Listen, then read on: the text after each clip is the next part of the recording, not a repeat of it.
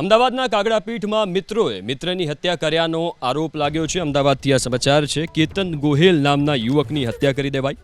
આરોપી છે તેના 3 મિત્રો। પોલીસે ત્રણેય આરોપીને દબોચી લીધા છે। મજાક મસ્તી કરતા ઝઘડો થયો, જેમાં તીક્ષ્ણ હથિયારથી ગળું કાપીને કેતનની હત્યાને અંજામ આપવામાં આવ્યો।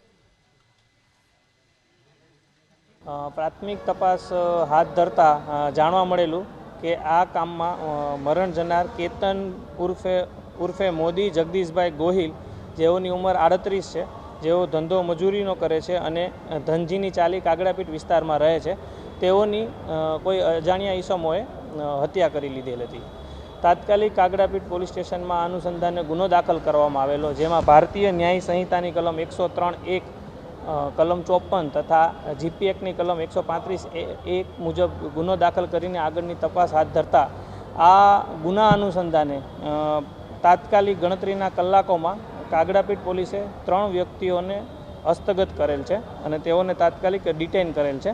જે 3 વ્યક્તિઓના નામ છે જયેશ ઉર્ફે જેકો રમેશભાઈ ઝાલા, તેઓ પઠાણની ચાલીમાં રહે છે।